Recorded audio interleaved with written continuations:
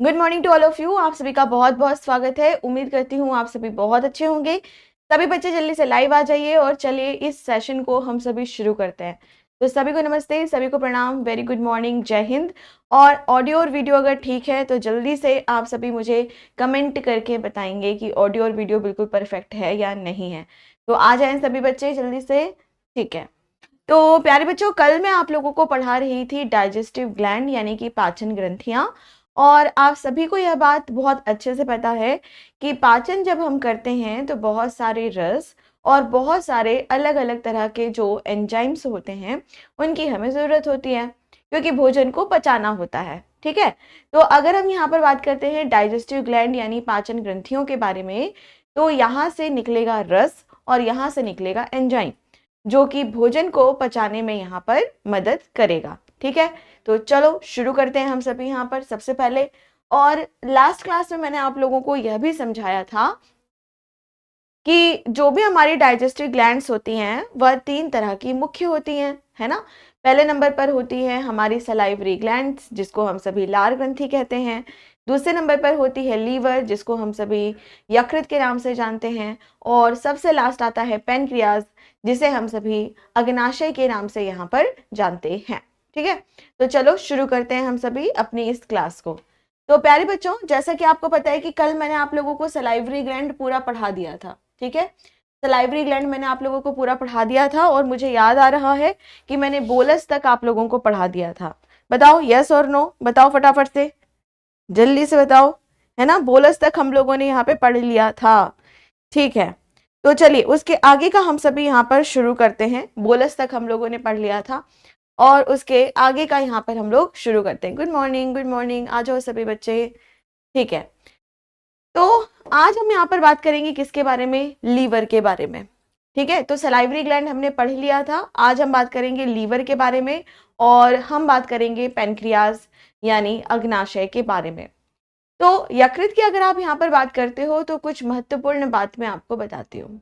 यकृत जो होता है ना, वो हमारे एब्डोमिनल रीजन यानी कि हमारा जो पेट वाला हिस्सा होता है, उदर वाला हिस्सा होता है, वहां पर पाया जाता है। दूसरे नंबर पर आपको यह ध्यान रखना पड़ेगा कि लीवर सबसे बड़ा आंतरिक अंग होता है, सबसे बड़ा इंटरनल ऑर्गन होता है, काफी बड़े साइज का यह होता है। तो अगर आपसे कभी ये पूछा जाए कि सबसे बड़ा अंग कौन सा है, तो आंसर करना कि स्किन होती है, हमारी त्वचा होती है। लेकिन अगर आपसे कभी यह पूछा जाए कि यह बताओ कि सबसे बड़ा आंतरिक अंग कौन होता है, आपके शरीर के अंदर कौन सा होता है, तो आंसर आपको करना है कि लीवर होता है। ठीक है, तो इस चीज को ध्यान यहाँ पे रखेंगे। तो चलो शुरू करते हैं। यहाँ पे सबसे पहले तो यकृत की अगर हम यहाँ पर बात करें तो कुछ महत्वपूर्ण बात। सबसे पहले हम बात करेंगे कि यकृत के अध्ययन को क्या कहा जाता है। नॉर्मली आपसे प्रश्न पूछेगा कि यकृत के अध्ययन को क्या कहा जाता है, और आपको सीधे सीधे आंसर करना है हिपैटोलॉजी। ठीक है, अब बच्चों यहाँ पर ना मैं आपको एक बात और बताती हूँ।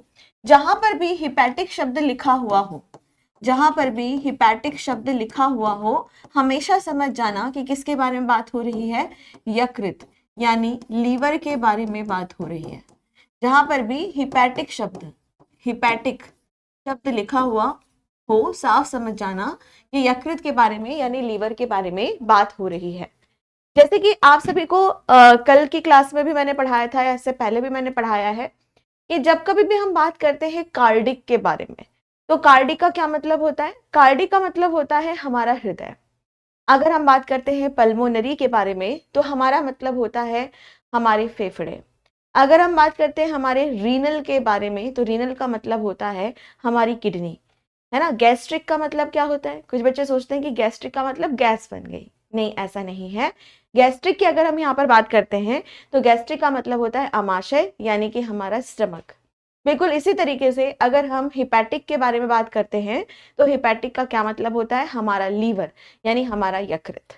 ठीक है, तो जब हम बात करते हैं कि यकृत के अध्ययन को क्या कहा जाता है, तो आंसर करना हिपैटोलॉजी कहा जाता है। ठीक है, तो बहुत सिंपल सा यहाँ पे मतलब है हिपैटोलॉजी। इसका मतलब हो गया हिपैटो और लॉजी। हिपैटो, हिपैटो का क्या मतलब होता है यहाँ पर, हिपैटो का मतलब हो गया यकृत और लॉजी का मतलब क्या होता है, अध्ययन करना, पढ़ना। ठीक है, तो जब कभी भी आपसे यह पूछा जाए कि हिपैटोलॉजी में हम किसका अध्ययन करते हैं, तो आपको सीधे सीधे आंसर करना है कि हिपैटोलॉजी में हम सभी यकृत यानी कि लीवर की स्टडी यहाँ पर करते हैं। और अगर आपसे यह पूछा जाए कि लीवर की कोशिकाओं को क्या कहा जाता है, तो भी आपको सीधे सीधे यहाँ पे आंसर करना है कि यकृत की कोशिकाओं को हम सभी हिपैटिक कोशिकाओं के नाम से जानते हैं। किस नाम से, हिपैटिक कोशिकाओं के नाम से जानते हैं। तो बहुत सिंपल है, हिपैटिक की अगर आप बात करते हो तो हिपैटिक का क्या मतलब हो गया यहाँ पर, हिपैटिक मतलब लीवर, सेल्स मतलब कोशिकाएं, हिपैटिक सेल्स। ठीक है, कई बार हिपैटोसाइट्स लिखा हुआ भी आ सकता है, तो घबराने की जरूरत नहीं है। ठीक है, कई बार यहाँ पर लिखा हुआ आ सकता है क्या, हिपैटोसाइट्स, हिपैटोसाइट्स लिखा हुआ भी आ सकता है। तो साइट्स का भी क्या मतलब होता है यहाँ पर, कोशिकाएं। तो घबराने की बात यहाँ पर नहीं है। ठीक है, आगे हम यहाँ पर बढ़ते हैं कि जब हम यकृत के बारे में यानी लीवर के बारे में बात करते हैं, तो लीवर का रंग जो होता है वह भूरे लाल रंग का होता है। कैसा होता है, वह लाल भूरे रंग का होता है। और फिर आगे यहाँ पर हम सभी पढ़ेंगे कि ये हमारे शरीर में किस तरफ पाया जाता है, तो आंसर करना कि ये हमारे शरीर के दाईं ओर पाया जाता है, राइट साइड में पाया जाता है। ठीक है, तो इस चीज को ध्यान रखेंगे। तो सबसे पहले मैंने क्या बताया कि यकृत की स्टडी को क्या कहते हैं हम, हिपैटोलॉजी। दूसरे नंबर पर मैंने क्या बताया कि जो भी हमारी यकृत की कोशिकाएं होती हैं उनको क्या कहा जाता है, तो आंसर करना हिपैटिक कोशिकाएं कहा जाता है। फिर आपका आता है कि किस कलर की होती है, लाल भूरे रंग की होती है, और कहाँ पर पाई जाती है, शरीर के दाईं ओर यानी कि राइट साइड में यह पाई जाती है। ठीक है, आगे हम यहाँ पर नेक्स्ट पॉइंट की ओर बढ़ते हैं। ये हमारे शरीर में दाईं ओर पाई जाती है, काफी बड़ी यह होती है। तो एक इंटरेस्टिंग बात मैं आपको यहाँ पर बताती हूँ। आप सभी को किडनी के बारे में तो पता ही है ना। और किडनी के बारे में अगर हम बात करें तो जो किडनी होती है वह दो होती है, मतलब एक जोड़ी में होती है, एक राइट साइड में होती है और एक लेफ्ट साइड में यहाँ पर होती है। ठीक है, तो यहाँ पर आपको ध्यान रखना है कि जब हम राइट साइड यानी दाहिनी ओर की किडनी को देखते हैं, तो दाहिनी ओर की किडनी कैसी होगी, थोड़ा नीचे होगी, और लेफ्ट साइड की किडनी थोड़ी ऊपर होती है। ठीक है, तो यहाँ पर आपको यह समझना है कि जब हम किडनी के बारे में बात करते हैं तो हमारे पास दो किडनी है। तो राइट साइड की जो किडनी होगी वो थोड़ा नीचे होगी, और लेफ्ट साइड की जो किडनी होगी वो थोड़ी ऊपर की तरफ यहाँ पर होती है। और पूछेगा ऐसा क्यों, तो बोलना हमें पता है। क्या पता है, कि यह लीवर की वजह से होता है, क्योंकि लीवर इतना बड़ा होता है कि वह काफी जगह घेर लेता है, दाईं ओर होता है, और इसी वजह से राइट साइड की जो किडनी होती है वो थोड़ी सी नीचे की ओर होती है।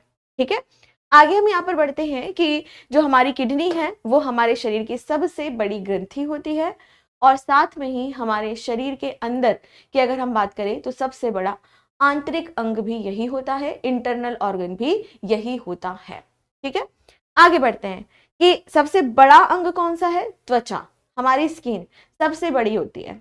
लेकिन अगर आपसे यह पूछा जाए आंतरिक अंग हमारे शरीर के अंदर की अगर हम बात कर रहे हैं, तो आंसर आपको करना है लीवर, यकृत। ठीक है, आगे बढ़ते हैं, यहाँ पर आकार के बारे में हम बात करेंगे। आकार जो होता है वह पुरुषों के अंदर 10.5 सेंटीमीटर के आसपास होता है, और जो फीमेल होती हैं, जो स्त्रियां होती हैं, उनके अंदर लगभग 7 सेंटीमीटर के आसपास होता है। ठीक है, तो एग्जाम की दृष्टिकोण से साइज इंपॉर्टेंट नहीं है, लेकिन ये बाकी चीजें इंपॉर्टेंट है। ठीक है बच्चों, ओके, चलो अब आगे नेक्स्ट पॉइंट की ओर यहाँ पर हम बढ़ते हैं। आगे हम यहाँ पर चलते हैं, जो बहुत ज्यादा आपके एग्जाम में पूछता है कि यह बताओ कि जो भी हमारा यकृत होगा उसका भार कितना होगा। आपको बताना है 1.5 किलो के आसपास। कितना, 1.5 किलो के आसपास। वैसे अगर हम देखें तो 1.2 से लेकर के 1.5 किलो तक, मतलब 1.5 किलो तक होता है। किसी में कम, किसी में थोड़ा ज्यादा हो सकता है, लेकिन एवरेज की अगर आप बात करते हो, औसत की अगर आप बात करते हो, तो औसतन कितना होता है, लगभग 1.5 किलो के आसपास यह होता है। ठीक है, आप सभी को यह भी पता होगा कि जब हम विटामिन के बारे में बात करते हैं तो कुछ विटामिन ना लीवर के अंदर स्टोर भी होते हैं, लीवर के अंदर संग्रहित भी होते हैं। तो आपको आंसर करना है कि भाई यकृत में कौन कौन से विटामिन मिलेंगे, यकृत में कौन कौन से विटामिन संचित होते हैं या संग्रहित होते हैं या थोड़ी देर के लिए स्टोर होते हैं। तो आंसर आपको करना है विटामिन ए और विटामिन डी। विटामिन डी की अगर आप बात करो तो सबसे ज्यादा विटामिन डी हमारे यकृत में ही मिलता है, वहीं पे जाके स्टोर होता है। क्योंकि आप सभी को पता होगा कि जब हम विटामिन के बारे में बात करते हैं तो जो कुछ विटामिन होते हैं वो जल में घुलनशील होते हैं और कुछ विटामिन यहाँ पर वसा में घुलनशील होते हैं। तो जो जल में घुलनशील विटामिन होते हैं उनका क्या क्या नाम है, तो आंसर करना कि जल में जो घुलनशील होते हैं वो है विटामिन बी और विटामिन सी। बाकी अगर आप vitamin D, vitamin A, vitamin E, vitamin के, इन सब की बात करते हो तो ये सभी वसा में घुलनशील होते हैं। तो डी और ए वसा में घुलनशील है, फैट सॉल्युबल है और इसी वजह से वो बहुत जल्दी हमारे शरीर से बाहर नहीं आते। कहाँ रहते हैं, तो आंसर करना यकृत के अंदर वह स्टोर रहते हैं। ठीक है, इसीलिए हम लोग मुर्गा का लीवर खाते हैं, हाँ कह सकते हो। ठीक है, चलो आगे बढ़ते हैं यहाँ पर नेक्स्ट, कि अगर हम बात करें लीवर के बारे में, तो जो लीवर होता है ना वहां पर फाइब्रिनोजन नाम का प्रोटीन बनता है। अब आप सभी को याद होगा कि मैंने आपको इससे पहले भी फाइब्रिनोजन के बारे में पढ़ाया था, बिल्कुल पढ़ाया था। फाइब्रोजन की अगर आप यहाँ पर बात करते हैं तो जो फाइब्रिनोजन है इसका क्या मतलब है, तो आंसर करना कि भाई यह ब्लड क्लॉटिंग में मदद करता है, खून का थक्का जमाने में मदद करता है। और कहाँ पर पाया जाता है, ब्लड प्लाज्मा में पाया जाता है, पढ़ाया था ना, है ना, ब्लड प्लाज्मा में यह पाया जाता है। और नेक्स्ट जो बात यहाँ पर आती है वह ये कि बनता कहाँ पर है, इसका फॉर्मेशन जो होता है वो बनता कहाँ पर है, तो आंसर आपको करना है कि यह हमारे यकृत में बनता है। कहाँ पर, यकृत में बनता है, लेकिन पाया कहाँ पर जाता है, ब्लड प्लाज्मा में पाया जाता है और ब्लड क्लॉटिंग यानी खून का थक्का जमाने में ये यहाँ पर मदद करता है। ठीक है, ओके। मैम आज आप सैड लग रहे हो, नहीं नहीं बेटा ऐसे कोई बात नहीं है, सैड नहीं हूं मैं। ठीक है, सुबह सुबह का टाइम होता है तो थोड़ा होता है ना। ठीक है, अब आगे बढ़ते हैं यहाँ पर हेपरिन। ठीक है, अब हेपरिन की अगर आप यहाँ पर बात करो तो मैंने आपको बताया था कि जो हेपरिन होता है वह एंटीकोगुलेंट एजेंट की तरह काम करता है, थक्का रोधी पदार्थ की तरह वह कार्य करता है। ठीक है, तो थक्का रोधी पदार्थ की तरह कार्य कर रहा है, खून का थक्का हमारे शरीर में नहीं जमने देता है। और आप सभी को पता होगा कि जब मैंने आपको WBC पढ़ाया था तो वहां पर भी समझाया था कि जो बेसोफिल्स होते हैं, बेसोफिल्स वो भी क्या काम करते हैं, आंसर करना, बेसोफिल्स भी यहाँ पर हेपरिन निकालने का काम करते हैं और जो यकृत होता है वो भी हेपरिन बनाने का काम यहाँ पर करता है। ठीक है, तो इस चीज को ध्यान यहाँ पे आप रखेंगे। और फिर जो सबसे इंपॉर्टेंट है वो है यूरिया। ठीक है, कई बार पूछा जाता है कि यूरिया का जो फॉर्मेशन होता है वो कहाँ पर होता है, यूरिया कहाँ पर बनता है, तो आपको आंसर करना है कि यूरिया कहाँ पर बनेगा, हमेशा लीवर में बनेगा। अब कुछ बच्चे कहेंगे कि मैम फिर किडनी क्या काम करेगा, तो बेटा किडनी ना सिर्फ छानने का काम करता है, रक्त को छानने का काम करता है, उससे जो यूरिया होता है उसको अलग वो निकाल देता है और यूरिन यानी मूत्र बनाता है। ठीक है, तो वो सिर्फ छानने का काम करता है। लेकिन अगर आप यकृत के बारे में बात करें तो यकृत क्या काम करेगा, यहाँ पर यूरिया का निर्माण करता है। ठीक है, बहुत ज्यादा मात्रा में यहाँ पर यूरिया का यह निर्माण करता है, क्योंकि जितने भी यहाँ पर प्रोटीन्स होते हैं वो सभी के सभी प्रोटीन्स आकर के यहीं पर टूटते हैं, यहीं पर उनका ब्रेकडाउन होता है और इसी वजह से यहाँ पर भारी मात्रा में देखेंगे यूरिया का निर्माण होता है। ठीक है, तो यहाँ पे आपको दो बातें समझना है, यूरिया का निर्माण कहाँ पर हो रहा है, यकृत लीवर में होता है, लेकिन यूरिया क्षमता कहाँ पर है, मूत्र कहाँ पर बनता है, किडनी पर। ठीक है, तो इस चीज को ध्यान यहाँ पे आप रखेंगे। अब आगे बढ़ते हैं। अब यहाँ पर जब यह इतना कार्य कर रहा है, इतनी सारी चीजें कर रहा है यकृत हमारा, तो इसी वजह से यकृत को हमारे शरीर की प्रयोगशाला भी कह देते हैं। ठीक है, तो यहाँ पे आपको क्या ध्यान में रखना है कि इसीलिए हमारे शरीर की प्रयोगशाला कौन हो जाती है, यहाँ पर यकृत हो जाती है। तो ये इंपॉर्टेंट है। ठीक है, यहाँ से प्रश्न पूछ सकता है कि हमारे बॉडी की लेबोरेटरी किसे कहते हैं, हमारी बॉडी की प्रयोगशाला किसे कहते हैं, तो आंसर आपको करना है यकृत को ही कहते हैं, लीवर को ही कहते हैं। ठीक है, अगर मान लो लीवर में 0.5 से लेके 1-2% तक कुछ दिक्कत हो जाए, कुछ कोशिकाएं मर जाएं, कुछ कोशिकाएं कट जाएं, तो लीवर के अंदर अपने आप को पुनः निर्माण करने की क्षमता बहुत ज्यादा होती है।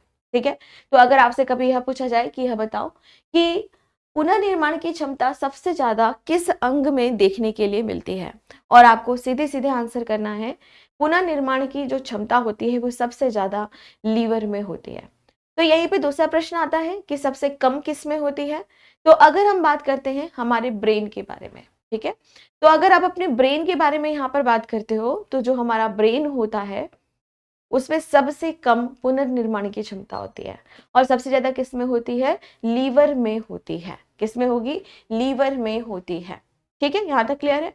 अगर आप लीवर के बारे में बात करते हो ना तो इसकी जो संरचना होती है, इसका जो आकार होता है वह कैसा होता है, बाई लोब्ड होता है। कैसा होता है, बाई लोब्ड होता है। बाई लोब्ड का क्या मतलब है, इस तरह से गोल दो आकृति में, गोल दो आकृति में आपको लीवर यहाँ पर दिखाई देता है, बाई लोब्ड। ठीक है, अब देखो मैं आप लोगों को यहाँ पर दिखाती हूँ लीवर की संरचना, देख सकते हो। ठीक है, तो देखो लीवर की संरचना किस तरीके से है, इसको समझो। पहला एक लोब आपको ऐसे दिखाई देगा, ठीक है, और दूसरा पीछे से इस तरीके से लगा हुआ दिखाई यहाँ पर आपको देगा। तो ये कैसा होता है, बाई लोब्ड होता है। यानी कि यह आप देखेंगे कि दो गोलाकार आकृति में यह यहाँ पर पाया जाता है। ठीक है,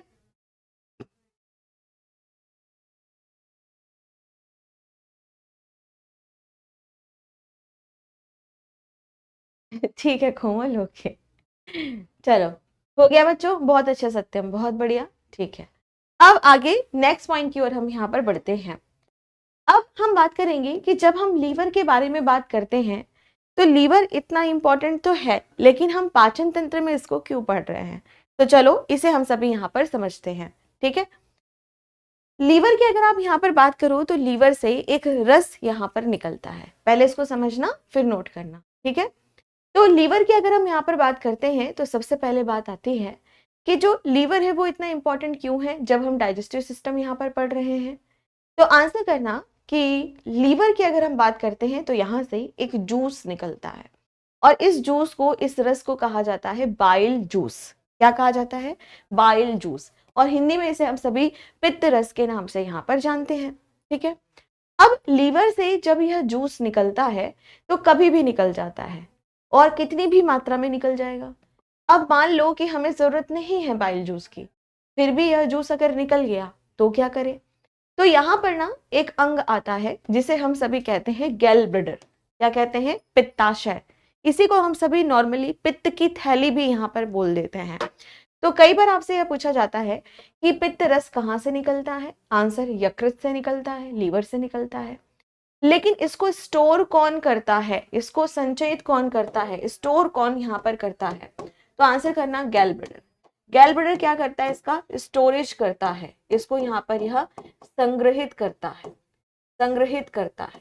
ठीक है, तो इस चीज को आप लोग यहाँ पर ध्यान में रखेंगे। ठीक है, तो यहाँ पर ध्यान रखना कि जब कभी भी जरूरत पड़ेगी तो गैल ब्लैडर से ही बाइल जूस आपकी छोटी आंत में पहुंचेगा, क्योंकि छोटी आंत में पाचन हो रहा है वसा का बहुत ही अच्छे तरीके से। तो यहाँ पर आप देखेंगे कि जो गैल ब्लैडर होता है वही के माध्यम से पहले वो स्टोर हो जाएगा, फिर जब यहाँ पर जरूरत होगी तो थोड़ा थोड़ा थोड़ा थोड़ा जितनी भी आवश्यकता होती है पित्त रस की वो कहाँ पर पहुंचता है, तो आंसर करना कि गैल ब्लैडर में वो यहाँ पर पहुंचता है। ठीक है, आगे यहाँ पर नेक्स्ट पॉइंट की ओर बढ़ते हैं कि ठीक है पित्त रस निकला और गैल ब्लैडर में स्टोर हो गया, जब इसकी जरूरत है तब भी यहाँ पर बहुत आराम से सारी चीजें हो रही हैं। अब यहाँ पर बात आती है कि इसका पीएच कितना होता है। ठीक है, बाइल जूस का पीएच कितना होता है, तो आंसर आपको करना है कि बाइल जूस की अगर आप यहाँ पर बात करें तो इसका जो पीएच होता है वह 7.8 से लेके 8.4 तक होता है। पर कभी भी इसके पीएच के ऊपर बात नहीं होगी, एक्यूरेट पीएच के ऊपर बात नहीं होगी। हमेशा यह पूछेगा कि यह इसका नेचर कैसा होता है, तो आप लिखेंगे एल्कलाइन नेचर का होता है, क्षारीय होता है। हमेशा आप देखना प्रीवियस ईयर का पेपर उठाओ तो वहां पे कभी भी ना ये नहीं पूछा कि 7.8 है, 8.4 है, कितना है। वहां पे सीधे सीधे आपसे यह पूछेगा अम्लीय होता है या फिर क्षारीय होता है, और आपको सीधे सीधे आंसर करना है क्षारीय होता है। ठीक है, क्षारीय होता है। तो हमेशा ध्यान दीजिएगा इस बात को कि अगर आपसे यह प्रश्न पूछा जाए कि जो बाइल जूस होता है उसका पीएच या उसका नेचर कैसा होता है, उसकी प्रकृति प्रवृत्ति कैसी होती है, तो हमेशा ध्यान रखिएगा कि वह क्षारीय प्रवृत्ति का होता है। ठीक है, तो इस चीज को ध्यान रखेंगे। चलो आगे बढ़ते हैं नेक्स्ट पॉइंट की तरफ। अब हम बात करेंगे कि पित्त रस करता क्या है, पित्त रस का क्या यहाँ पर कार्य होता है पाचन के समय। तो आपने खाए गर्मा गर्म छोले भटूरे, भटूरा खाया आपने, गर्मा गर्म समोसा, कचौड़ी, पूड़ी, पकोड़े, खूब गर्मा गर्म एकदम आपने खाया, ठीक है। अब इसके माध्यम से तेल आपके शरीर में पहुंचा, खूब बढ़िया से पराठे खाए आपने आलू के, उसमें बढ़िया से बटर वटर लगा के। पानी आ गया मुंह पे? हाँ आ गया, ठीक है।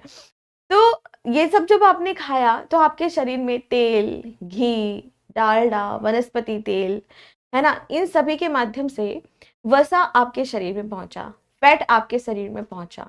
और उस फैट का पाचन करने का काम कौन यहाँ पर करेगा? तो आंसर करना, उस फैट के पाचन करने का काम हमारा बाइल जूस करता है।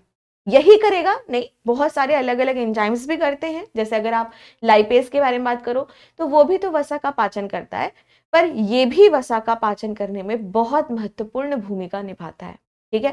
और जब यह वसा को तोड़ता है, वसा का पाचन यह करता है, तो उस प्रोसेस को हम सभी क्या कहते हैं? वसा का इमल्सीकरण, ठीक है। तो ये जो शब्द है ना इमल्सीकरण, ये बड़ा इंपॉर्टेंट है।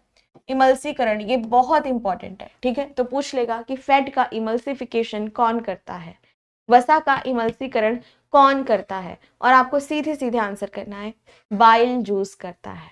कौन करता है? पित्त रस, बाइल जूस यहाँ पर करता है, ठीक है। यहाँ तक समझ आ रहा है सभी को अच्छे से? ठीक है, चलिए अब इसके आगे हम नेक्स्ट पॉइंट की ओर बढ़ते हैं। जब हम बाइल जूस को देखते हैं ना, तो बाइल जूस में कुछ लवण भी हमें दिखाई देते हैं, कुछ सॉल्ट, कुछ लवण भी हमें दिखाई देते हैं, और उनको कहा जाता है बाइल सॉल्ट।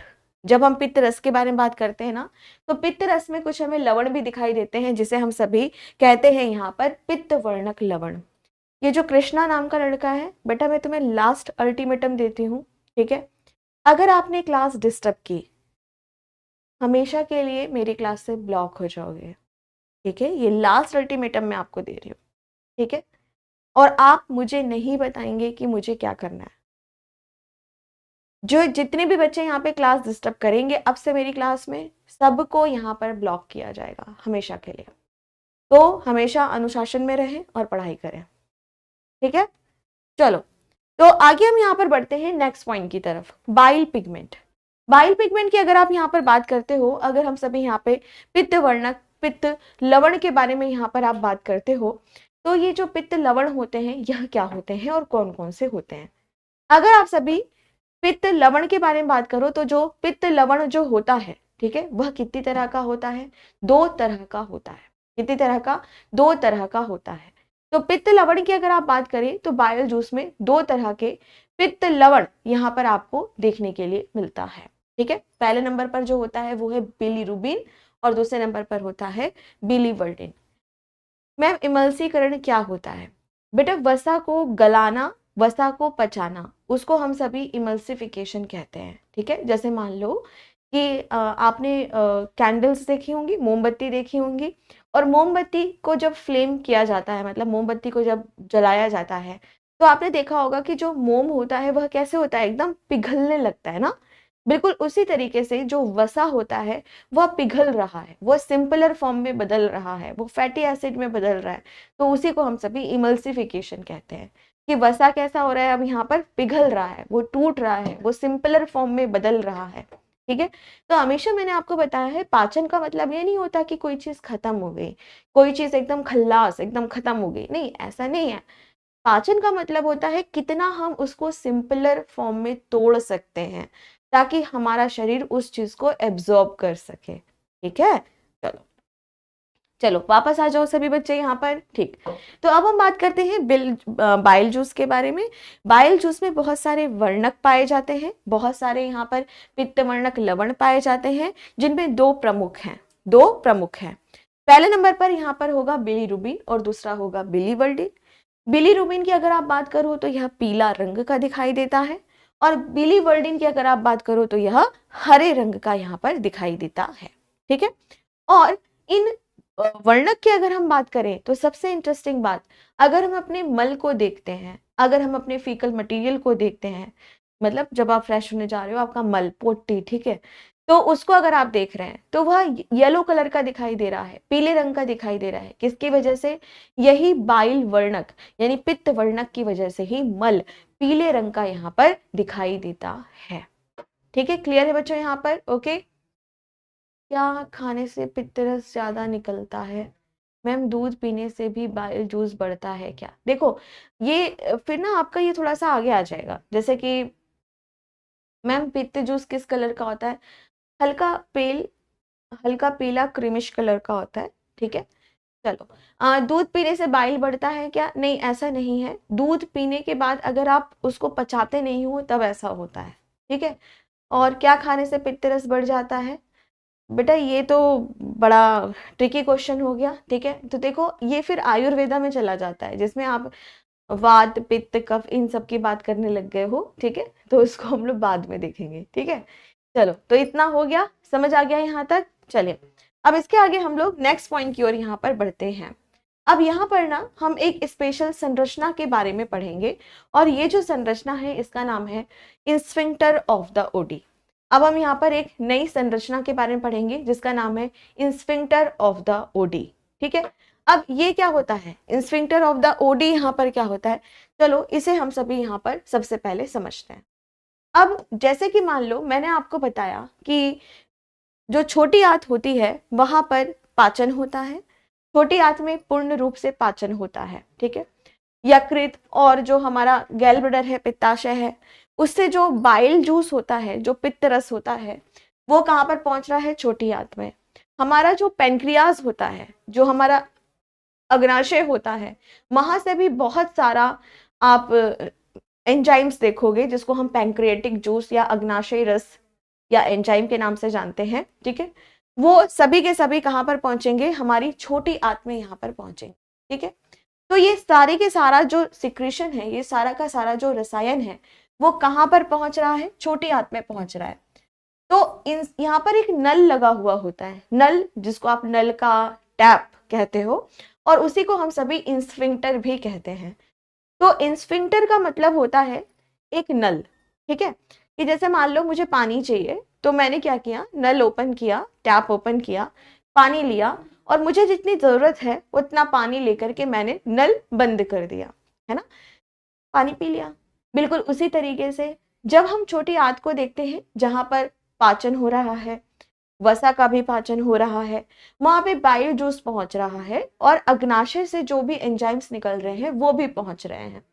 लेकिन कितनी मात्रा में वहां पे पहुंचना है, कितना जरूरी है, इस बात का ध्यान एक नल वहां पर रखता है, और उसी नल को हम कहते हैं sphincter, Oddi sphincter, sphincter of the Oddi, या ओडी का इंस्फिंक्टर उसको यहाँ पर कहा जाता है।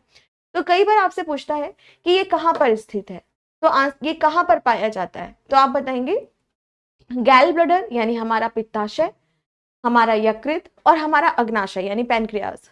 इनसे जो भी रस छोटी आंत में निकल रहा है, तो किसके माध्यम से वो वहां पर पहुंच रहा है? किस द्वार के माध्यम से, किस वॉल्व के माध्यम से? तो आंसर करना इंस्फिंक्टर ऑफ द ओडी। ठीक है, तो बस यही बात है। तो चलो देखते हैं यहाँ पर, बहुत सिंपल डेफिनेशन है इसकी।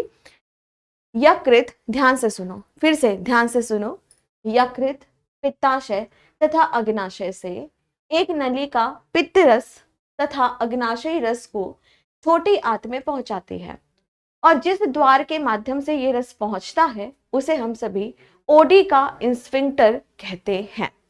अब कुछ बच्चे यहाँ पर यह कह रहे हैं कि मैम इसकी इमेज दिखा दीजिए। हाँ बिल्कुल दिखाएंगे। आई ईट योर पेनक्रियास का हिंदी। वाह राहुल वाह, बहुत बढ़िया, बहुत अच्छे। यहाँ पे क्या चल रहा है और ये लड़के का दिमाग कहाँ चल रहा है, बहुत बढ़िया। चलो तो आगे हम यहाँ पर बात करते हैं नेक्स्ट पॉइंट की तरफ।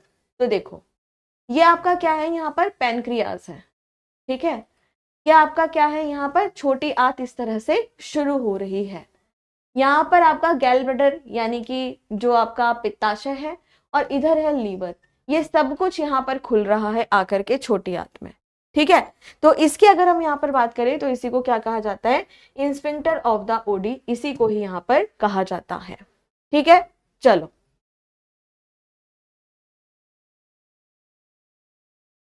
बेटा देखो इसके जैसे कुछ बच्चे कह रहे हैं कि मैम पित्त ज्यादा बनता है तो उसे हम कैसे कम कर सकते हैं। सबसे पहले तो पर्याप्त नींद लीजिए, ठीक है।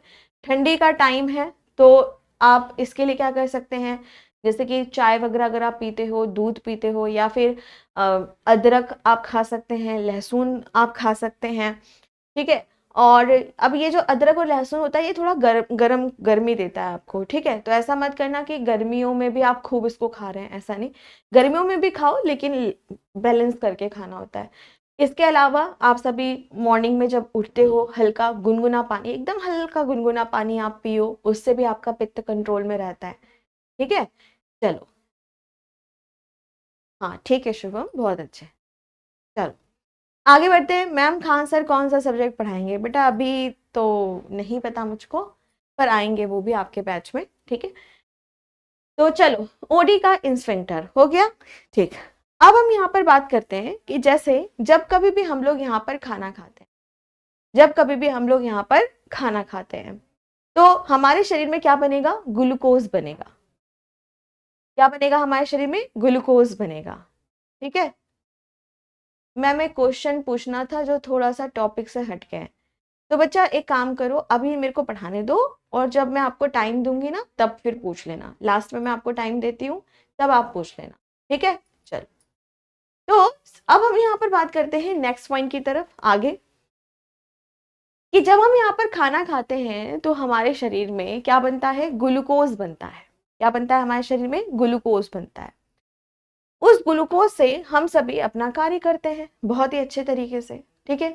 लेकिन मान लीजिए कि अगर ग्लूकोज बहुत ज्यादा यहाँ पर बन गया, मान लो कि ग्लूकोज अगर यहाँ पर ज्यादा बन गया तो वो क्या होगा? हमारे शरीर में स्टोर होता है, हमारे शरीर में वो संचित होता है। और कहाँ पर स्टोर होगा? यकृत में जाकर के स्टोर होगा। और किस रूप में होगा? किस रूप में होगा? तो आंसर आपको करना है ग्लाइकोजन के रूप में होगा। किस रूप में होगा वो? ग्लाइकोजन के रूप में यहाँ पर वह स्टोर होगा। तो जैसा कि आप सभी को पता है कि जब हम किसी भी पेड़ पौधे के बारे में बात करते हैं तो कोई भी अगर पेड़ पौधा है तो उसके अंदर आप देखते हो कि अगर ज्यादा ग्लूकोज बन गया तो स्टार्च के रूप में, मंड के रूप में या स्टार्च के रूप में वो उसके रूट्स, जड़ों में जाकर के स्टोर हो जाता है, संग्रहित हो जाता है। बिल्कुल उसी तरीके से अगर आप देखें तो हमारे शरीर में जब ज्यादा ग्लूकोज बनता है तो वह ग्लाइकोजन का रूप लेकर के हमारे यकृत में जाकर के स्टोर हो जाता है, ठीक है। तो ये इंपॉर्टेंट है, आपको यह ध्यान रखना पड़ेगा। आगे नेक्स्ट पॉइंट की ओर हम यहाँ पर बढ़ते हैं। एक कोशिकाओं के बारे में बात करूंगी जिसे हम कहते हैं कूफर सेल्स, ठीक है। अब यहाँ पर बात आती है कि कूफर सेल्स क्या होती हैं। प्यारे बच्चों, कूफर सेल्स यकृत में पाई जाती हैं और थोड़ा सा कम मात्रा में पाई जाती हैं और यकृत के अंदर रोगाणुओं को मारने का काम ये यहाँ पर करती हैं, ठीक है। क्लियर है? नोट कर रहे हैं मैम? अच्छा ठीक है, नोट कर लो।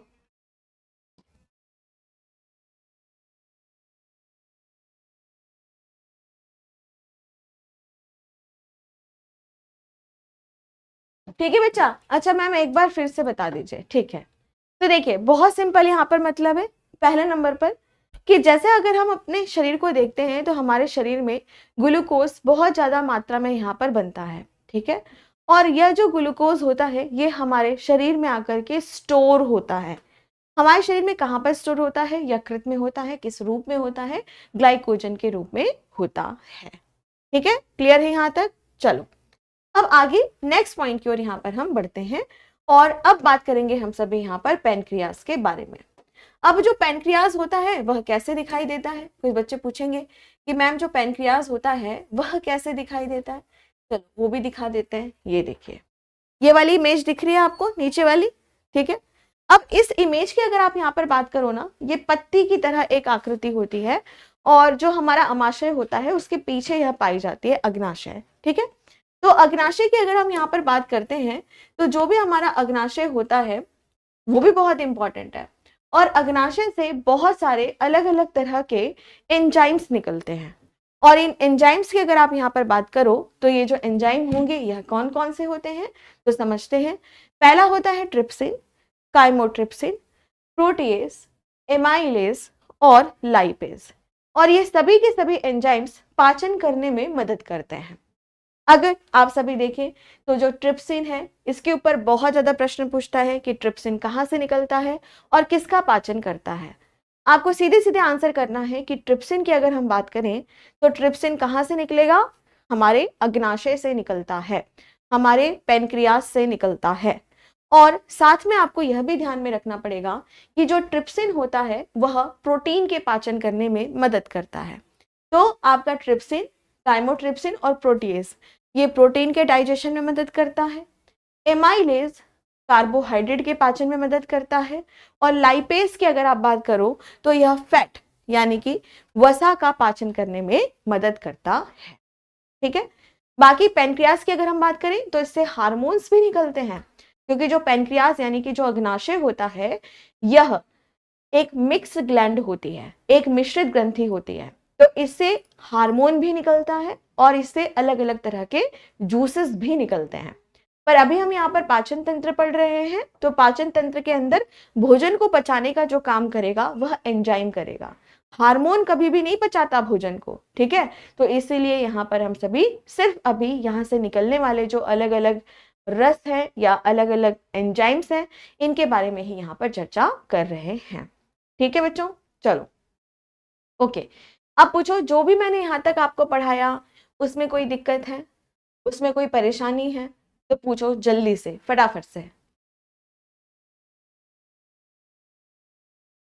मैम हमें प्लांट की कोशिकाओं के बारे में भी पढ़ना है? हाँ पढ़ना पड़ेगा, पढ़ना पड़ेगा।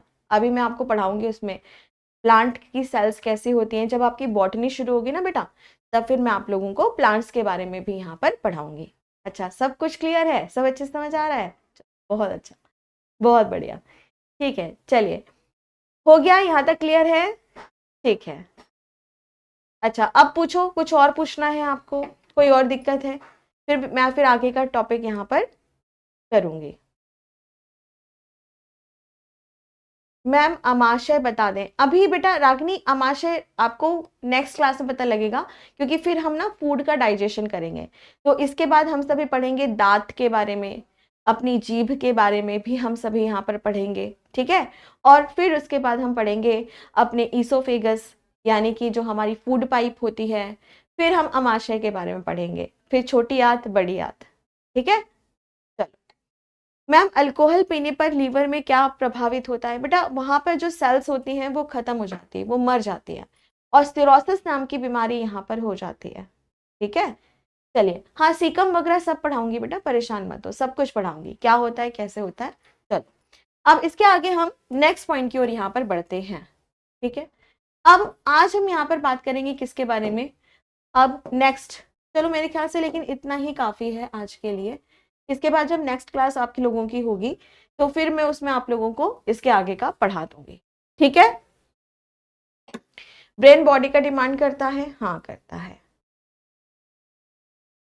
धीरज इसके लिए घर का बना खाना खाइए और थोड़ी सी एक्सरसाइज करिए, है ना, हो जाएगा। प्रोटीन रिच भोजन आप ज्यादा खाओ धीरज, उससे आपका मास गेन होगा, मसल्स गेन होगी। ठीक है, चलिए तो आज के सेशन को हम सभी इतना ही रखते हैं। उम्मीद करती हूँ कि आप सभी को अच्छे से समझ आया होगा, और साथ में ही कल फिर से हम सभी यहाँ पर मिलते हैं। अच्छा, एक बच्चे ने पूछा था कि मैम जैसे ही विंटर सीजन आता है घुटनों में और जोड़ों में दर्द क्यों होने लगता है? क्योंकि बेटा हम एक ही जगह बैठे रहते हैं, तो आपको क्या करना है, थोड़ा सा एक्सरसाइज। ठीक है, एक्सरसाइज भी आप लोगों को यहाँ पर करनी पड़ेगी। ठीक है मैम, काला लोग गोरे कैसे हो? विनय इसका पता लगे तो हम सबको भी बता देना। ठीक है, नोएडा वालों को, पटना वालों को भी बता देना कि ऐसे कैसे हो सकता है। चलो ठीक है मैम, रोटी मीठी क्यों लगती है? बेटा कल मैंने आपको पढ़ाया था कि जब हम कुछ भी खाते हैं उसमें स्टार्च होता है, और जो टाइलिन होता है वो उसका ब्रेक डाउन करता है, और फिर उसके बाद आगे जा करके आप देखेंगे माल्टोस का निर्माण होता है, माल्टोस के रूप में टूटता है, तो माल्टोस मीठा स्वाद देता है। ठीक है, इसी वजह से। चलो ठीक है, तो नेक्स्ट क्लास में हम लोग फिर से मिलते हैं। आप सभी तब तक अपना ख्याल रखिए। Thank you so much, take care, bye bye, जय हिंद, जय भारत।